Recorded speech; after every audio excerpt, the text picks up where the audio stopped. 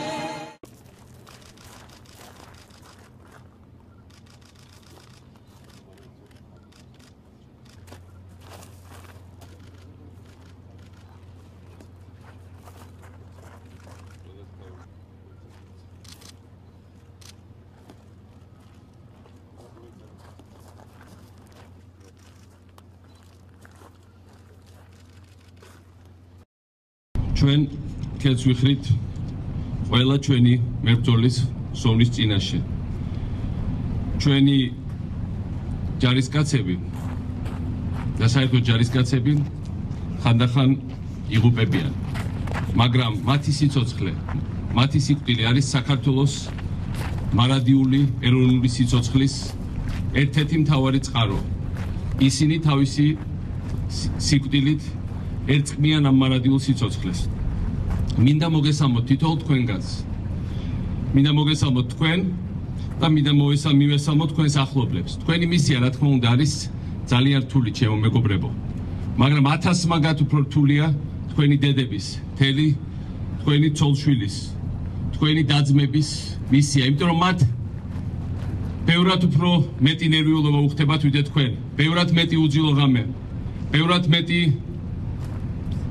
მოლოდინი, წინადგზნობები, ტელეფონის ზარის დალოდება, ეს ყველაფერი რა თქმა უნდა რთულია და მე მინდა დღევანდელი დღე დამოუკიდებლობის დღე მათაც მიულოცო.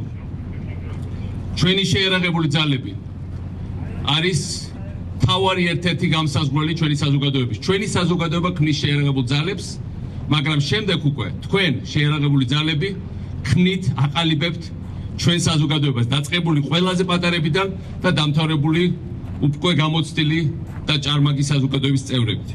არმია არ ეკუთვნის არც ერთ პარტიას, არც ერთ პოლიტიკოსს, არც ერთ ცალკე აღებულ თუნდაც თავად არმიის ხელმძღვანელ წარმომადგენელს. ის ეკუთვნის ქართულ საზოგადოებას. ამიტომ რა თქმა უნდა, სამწუხაროა რომ წელს პოლიტიკოსებმა ასე გადაწყვიტეს და მთავრობამ რომ თბილისში არ გაიმართოს სამხედრო აღლუმი. მაგრამ ეს ერთი წუთით არ აკნინებს, ჩემო მეგობრებო, თქვენს მნიშვნელობას. ერთი წუთით არ აკრიტიკებს იმ ისტორიულ როლს, რომელსაც თამაშობს შეიარაღებული ძალები. ჩვენ გავიზარდეთ წარსულის გმირების ისტორიები. ჩვენ ვიცით სამასი არაგველის ისტორია, 9 ძმა ხერხეულიძის, დიდგორში ჩვენი მებრძოლების. მაგრამ ჩვენ არ უნდა ვიფიქროთ, რომ ისტორია იყო მხოლოდ მაშინ, მხოლოდ წარსულში, გმირები არიან მხოლოდ წარსულში. ვიზე ნაკლები გმირი არის ჩვენი ჯარი, ვიც 2008 წელს 5 დღის განმავლობაში შეაკავა 100-ჯერ უფრო ძღავრი მტერი. ეს იყო ის 5 დღე, ჩემო მეგობრებო, რომელიც მოგვცა საშუალება გამოგვეღვიძებინათ მთელი მსოფლიო ამ აგვისტოს ძალიან მოშებულ არდადეგების დროს დაგვეყენებია ყველაფერზე და ყველას ერთად ქართველი ერის ერთიანობით, ჯარის ერთიანობით და საერთაშორისო თანამეგობრობის დახმარებით გადაგვერჩინა ჩვენი სახელმწიფოებრიობა. თითეული ჯარისკაცი, რომელიც დაიღუპა 2008 წელს, ისეთივე გმირია, როგორც სამასი არაგველი. ვიზე ნაკლები გმირი არის ჩვენი პირველი ჩვენი სადაზვერვო ასეული მეორე ბრიგადის, რომელმაც გენერალ ხრულოვის მოწინავე სატაკო რაზმი გააჩერა. მოგვაგებია მრავალი საათი და თავად ამ უზარმაზარი ყველაზე ბრძოლისურანია რუსული არმიის მოქმედი მეთაური გენერალი დაჭრა და გააძევა საქართველოდან. ვიზე ნაკლები გმირები არიან ესენი და ბოლოს გიორგი ანწუხელიძე, საქართველოს ეროვნული გმირი, მის გმირობას იშვიათად აქვს პარალელი ჩვენ 1000-წლოვან ისტორიაში. მან უზარმაზარი დიდების ჩარავანდებით შემოსა თავის სახელი და თავის სამშობლო, თავის გამზდელი ერი. გიორგი ანწუხელიძეს მტერი ზურგზე ახტებოდა, ცემდა, მიწაზე აიძულებდა, რომ მიწისთვის ეკოცნა. მან ქედი არ მოიხარა. სიკვდილი ამჯობია დამცირებას. და ეს ყველაფერი არ არის მოგონილი, ეს ყველაფერი არის ვიდეოზე გადაღებული. მე მის წინაშე ვარ განსაკუთრებულ ვალსში. იმიტომ რომ მას ასევე აიძულებდნენ ჩემი სახელის შეურაცხყოფას და მან ამაზეც უარი თქვა. ის აღარ არის ცოცხალი და მე ცოცხალი ვარ. და სანამ ცოცხალი ვარ, სანამ პილში სული მიდგას, ბოლომდე ვიბრძოლებ იმისათვის, რომ გიორგი ანწუხელიძის კვლელებს მისი სისხლი არ შეჰრჩეთ. არც ერთი გოჯი ქართული მიწა არ შეჰრჩეთ. ჩემო მეგობრებო, საქართველოს შეიარაღებული ძალები არის ჩვენი საქართველოს დამოუკიდებლობის უმაღლესი გამოვლინება. დღეს საქართველოს დამოუკიდებლობის დღეა. დამოუკიდებლობა კი ჩვენი ერის არსებობის უმაღლესი გამოვლინება. დამოუკიდებლობა არის ის, რომ ჩვენი დიდი ილიას სიტყვებით რომ თქვათ, ჩვენი ბედი ჩვენად გვეყუდნის. საქართველოს აღშენებლობის ეპოქა ბოლოს ჰქონდა დავით აღმაშენებლის დროს და გაგრძელდა თამარ მეფის ეპოქაში და ლაშა გიორგის ეპოქის დროის დასაწყისამდე, სანამ მონღოლები არ შემოვიდნენ. შემდეგ მრავალი საუკუნის განმავლობაში თუ კი რამე შენდებოდა საქართველოში, ამას აშენებდნენ ჩვენი დამპყრობლები, შემოსული იმპერიები.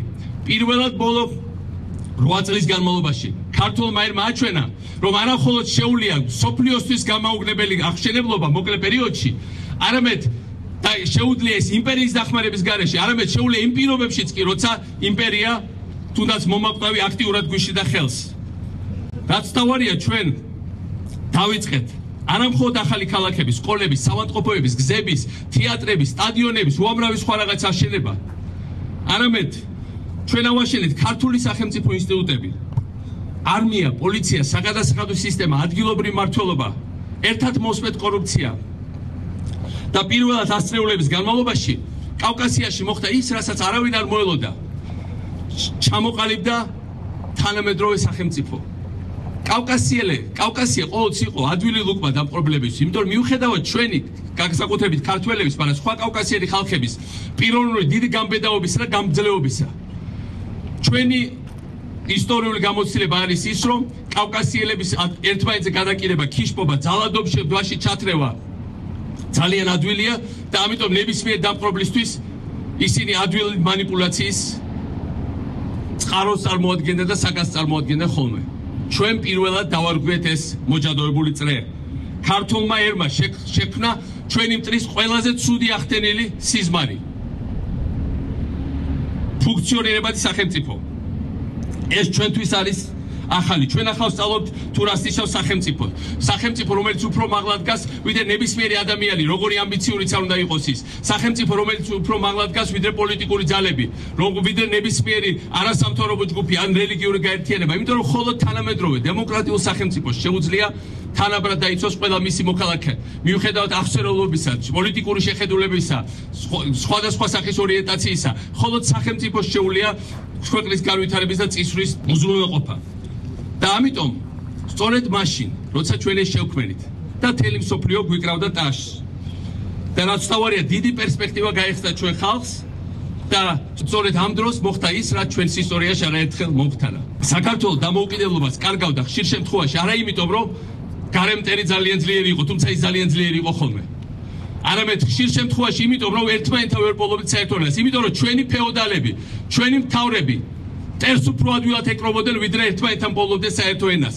იმიტომ რომ სიძულვილის გამო, ურთიერთკიშვის გამო, ჩვენი ხალხი ერთმანეთთან უფრო აქტიურად იბრძოდა ზოგჯერ ვიდრე გარედამპყრობელთან. სწორედ ამიტომ კარგავდით ჩვენ დამოუკიდებლობას. სწორედ ამიტომ დავკარგეთ დამოუკიდებლობა 1921 წელს, როცა ქართველები შემოუძღენ წინ დამპყრობელთა არმიას. მიუხედავად ჩვენი გენერლებისა, კვინიკაძის და სხვების, ბაზნიაშვილის დიდი თავგანწირვისა, მეორე მხარესაც ქართველები იყვნენ და მოღალატეებმა გატეხეს ეს ერთობა. და ამის გამო ზუსტად 2008 წელს მთელი პოლიტიკური კლასის, ქართული საზოგადოება და რაც თავარია თქვენ ყველანი ერთმუშტად შევიკარით, სოფლიო დაგვიდგა და ჩვენი დამოუკიდებლობა გადავარჩინეთ. კიდევ ერთხელ დადასტურდა რომ ძალა ერთობაშია. ამიტომ არ შეიძლება, ჩვენ შეიძლება ერთმანეთს ვეკამათებოდეთ და დემოკრატიაში ეს ნორმალურია. აქ ვეკამათობთ სხვადასხვა შეხედულებებზე, პლატფორმებზე, მაგრამ ჩვენ არ შეიძლება ვკამათობდეთ თავარ რაღაცაზე. არ შეიძლება ვკამათობდეთ იმაზე, რომ არ შეიძლება ქართველი კაცი ადანაშაულებდეს საქართველოს, რომ საქართველო არის დამნაშავე 2008 წლის ომში, იმიტომ რომ მთელი მსოფლიო სხვანაირად ფიქრობს. არ შეიძლება ჩვენ ვიძახოდეთ, რომ ჩვენ თვითონ ვამზადებით ტერორისტებს, იმიტომ რომ ეს მსოფლიოში არავის არ ჯერა და ამას მხოლოდ რუსეთი ჩვენი დაპყრობელი აცხადებს. იმიტომ ეს საშიშია, იმიტომ რომ ეს განცხადები არა მხოლოდ სამარცხვინო, არამედ ისინი ეჭქვეს აყენებენ ჩვენი სახელმწიფოებრიობის არსებობასაც კი.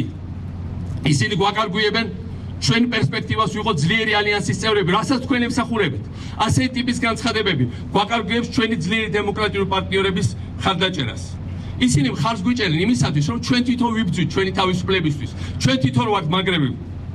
და თუ ჩვენ თვითონ ეჭვი შეგვეპარა საკუთარ სიმართლეში, საკუთარ თავში, მაშინ რაღაცე გამოიდევს თავს, მაგალითად რომელიმე ქვეყნის საგარეო მინისტრი, როგორც ლიტვის საგარეო მინისტრმა გააკეთა 2008 წელს, როცა რუსებმა გამოაცხადეს, რომ ჩვენ უნდა დავბომბოთ ხიდი თბილისის ცენტრში და ამ კაცმა თქვა, გამიშალეთ დამირგით საწოლი ამ ხიდზე, ღამესი გავათეო და გამოაცხადეთ ტელევიზიით, თუ ისინი დაბომბავენ ამ ხიდს, ისინი მოკლავენ ევროკავშირის წევრი ქვეყნის ერთ-ერთ საგარეო მინისტრს. თუ ჩვენ თვითონ არ ვიყავით დარწმუნებული ჩვენ სიმართლეში, მაშინ რატო ჩამოვას თავის სიცოცხლის რისკის ფასად სოფლიოს ლიდერები საქართველოში, როგორც ეს გააკეთეს სარკოზიმ, კაჩინსკიმ, იუშჩენკომ 2008 წელს.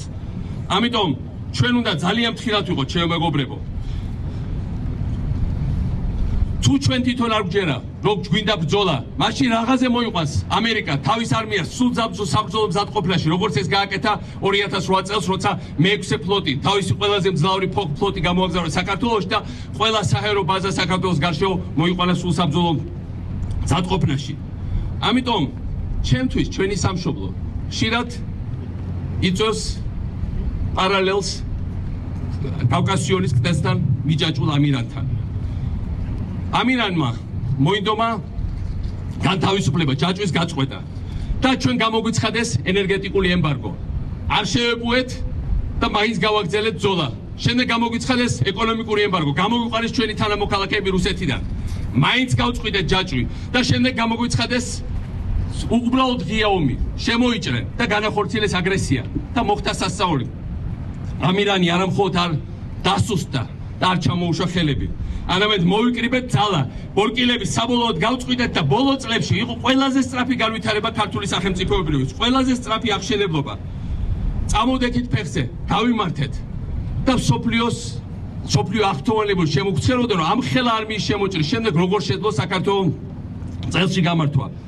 და ეხლა როცა ჩვენ მეციხოვნეს თავისი პრობლემების გამო, პრინციპში ჩვენი უკან კლდეზე მიჯაჭვის არანაირი შანსი აღარ აქვს და აღარ დარჩა. ახლა გაჩნდა საფრთხე, რომ ამირანმა თვითონ გამოაცხადოს, რომ დაიღალა და თვითონ მივაჯაჭოთ ჩვენ თავი იმავე კლდეს. მე დარწმუნებული ვარ, ეს არ მოხდება. თან იმ პირობებში, როცა ჩვენი მეცი ხონე რუსეთი, ბევრი დემოგრაფიული, ენერგეტიკული, ეკონომიკური, პოლიტიკური პრობლემების გამო ძალიან სუსტება და მას უახლოეს წლებში, დაიმახსოვრეთ ჩემი სიტყვა, მას უახლოეს წლებში აუცილებლად მოუწევს კავკასიის დატოვება. და რა თქმა უნდა, არც საქართველოსთვის ეცხელება. რა თქმა უნდა, ძალიან ძნელია მეგობრებო, საქმის კეთება და ძალიან ადვილია საქმის არ გაკეთების სხვაზე გადაბრალება. ძალიან ძნელია აშენება და ძალიან ადვილია დანგრევა. ძალიან ძნელია სწრაფი განვითარება და ძალიან ადვილია ამ განვითარების შეჩერება. ძალიან ძნელია ძლიერი მტრისთვის წინააღმდეგობის გაწევა და ძალიან ადვილია დანებება. ადვილია, მაგრამ ჩვენ ადვილ გზას არ და ვერ ავირჩევთ. იმიტომ რომ საქართველოსთვის ეს ადვილი გზა ნიშნავს გარდაუვალ დასუსტებას და დაღუპვას. ამიტომ ჩვენი ძალა არ ერთობაშია. არის ბევრი საკითხი, რომელშიც პოლიტიკოსები ერთმანეთს არ ეთანხმებიან და მეც ბევრ ფუნდამენტურ საკითხში არ ვეთანხმები საქართველოს მთავრობას. მაგრამ ყველა ნაბიჯს, რომელსაც დღევანდელი მთავრობა გააკეთებს საქართველოს დამოუკიდებლობის გასაძლიერებლად, მივესალმები და უფრო და თუ ასეთ ნაბიჯები გადაიდგმება, ჩემზე მეტი თავგამოდებული ხომაგი და დამცველი საქართველოს მთავრობას არ ეყოლება. მე ვიამაყებ ასეთი ნაბიჯები. ჩვენ ერთად უნდა ვიმუშაოთ იმაზე, რომ პროგრესი გაგრძელდეს. იმიტომ რომ პროგრესის ალტერნატივა არის უკუსლვა და რეგრესი და სახელმწიფოს ჩამოშლა კი ნიშნავს ქაოსის წარმოქმნას ეკონომიკაში, ქუჩებში, სკოლებში, ადამიანების გონებაში. ამიტომ ჩვენი მთავარი მიმართულება უნდა იყოს პროგრესი, თავისუფლება და წესრიგი. ჩვენ წინა წლებში ძლიერი ინსტიტუტების შექმნით. მათ გააჩნიათ სერიოზული სიმტკიცე, ამიტომ ღმერთი ისე არ გაგვწირავს და ყველაფერი დაალაგდება და იმედია აი ეს ინსტიტუტები გაძლებენ და არ ჩამოიშლებიან. მინდა მადლობა უთხრა დღეს, დამოუკიდებლობის დღეს თითოეულ თქვენგანს. ჩვენ ძალიან ვამაყობთ, თუნდაც იმითი ბოლო შეტევა როგორ მოიგერიეთ. ამას ამ წუთში მიყვებოდა გენერალი მილერი და მართლაც მე ვნახე როგორ იგერიებდით შეტევას ახალი წლის ღამეს შუკვანზე და ახლა მომიყვეს როგორ მოიგერიათ კიდევ ბევრად უფრო სერიოზული შეტევა თუნდაც ყველაფრის ფასად ამ რამოდენიმე დღის წინ. მაგრამ მე მინდა მადლობა უთხრა ყველას, ვინც ამ წლებში საქართველოს აშენებდა თქვენთან ერთად. ვინც შექმნა ეს ახალი ქალაქები, ახალი გზები, ახალი სკოლები, ახალი საავადმყოფოები. მაგრამ ყველაზე მეტად მათ, ვინც შექმნა ახალი თავდაცვის სისტემა, ახალი შეიარაღების სისტემები, ჩვენ სასწაული შექმნით, ჩვენი იარაღი შექმნით, ჩვენი თავდაცვის სისტემაში. და მადლობა მინდა უთხრა თავდაცვის სისტემის მაშინდელ მესვეურებს. მე მინდა უთხრა მადლობა მათ, ვინც საქართველოს აუწყო უსაფრთხოების სისტემა. ვისაც საქართველოს აუწყო ის, რომ ჩვენი მოქალაქეები დაცულები არიან და არ ეშინიათ ქუჩაში სიარული. არ შემიძლია არ თქვა, რომ ჩემთვის დიდი პატივი იყო წინა წლებში ვანო ბერაბიშვილთან, მის მოადგილებთან, მათ გუნდთან სამსახური.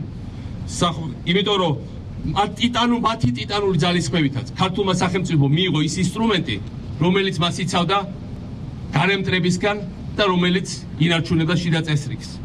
ის რაც დღეს ხდება საქართველოს სახელმწიფოს გადამრჩენებისა და აღშენებლების მიმართ. მაგონებს ერთ ძველ ისტორიას მეზღვაურზე. ასეთი ისტორია, რომ ბავში აღელვებულ ზღვაში იხჩობოდა და ყველა უყურებდა, მაგრამ ვერავინ ვერ გაბედა წყალში გადაშვება. და ხელიც ჰქონდა ჩაქნეული, ვინც ამას უყურება. მეზღვაურმა გარისკა არ შეეპოვა, გადაეშვა ტალღებში, გადაარჩინა ბავში. და ყველა აღთოვანდა ამითი, ყველა ტაშს უკრავდა, აქებდა მეზღვაურს. 2 დღის შემდეგ მას მოულოდნელად მიეჭრა გაკაპასებული ქალბატონი და უთხრა: შენ ახარ ის კაცი, ვინც 2 დღის წინ გადაარჩინა ჩემი შვილიო. დაბნეულ მეზღვაურმა უთხრა: კი, მე გახლავართ. ხო და თუ შენ ახარო, ეხლა კეთილი ინებე და პასუხი აგე იმაზე, თუ სად გაქრა ის ქუდი, რომ მე ჩემ ბავშვს ეხურა ზღვაში გადავარდნამდეო. გამოდაება ყოველთვის ყველაზე ფერზე შეიძლება, როგორც ეს ქალბატონი გამოედავა იმ მეზღვაურს. თუ დაივიწყებ, რამ გაგიკეთა მან ცოტა ხნის წინ. მაინც მე მგონია, რომ ეს სიძნელეები დროებითია, რომ ეს ღრუბლები გაიფანტება და ისეთივე კაშკაშა იქნება ჩვენ პოლიტიკურ და ცხოვრების კაბადონზე, როგორც ახლა დღეს ამ ავღანეთის ცაზე ჩვენ დამოუკიდებლობის დღეს. ყველაზე დიდი დანაშაული იქნებოდა მიუხედავად სიძნელეებისა ხელების ჩამოშვება. თქვენ ყველაზე კარგად გესმით, რომ ერთადერთი პასუხი უკან დახევაზე არის გადაჯგუფება და ხელახალი წინსვლა. ხელახალი შეტევა. ერთადერთი პასუხი მარცხზე არის გამარჯვება, მხოლოდ გამარჯვება. როცა დიდ საქმეს ვემსახურებით, როცა ჩვენი მიზანი კეთილშობილია და ჩვენი მიზანი არის პროგრესის გაგრძელება. ჩვენი მიზანი არის თავისუფლების გამტკიცება ქვეყნის შიგნით და ქვეყნის გარეთ. ჩვენი მიზანი არის წესრიგის აღდგენა და შენარჩუნება. როცა ასეთი დიდი მიზნები გვაქვს და კეთილშობილური, უფალი არა მხოლოდ არ გაგვწირავს, არამედ განსაკუთრებულ ძალას მოგცემს. ჩვენი ხუთჯვარიანი დროშის ქვეშ გასამარჯვებლად. ღმერთი იყოს თითოეული თქვენგანის, ჩვენი სამშობლოს, ჩვენი განსაკუთრებული ქვეყნის, საქართველოს ფარველი. გილოცავთ საქართველოს დამოუკიდებლობის დღეს.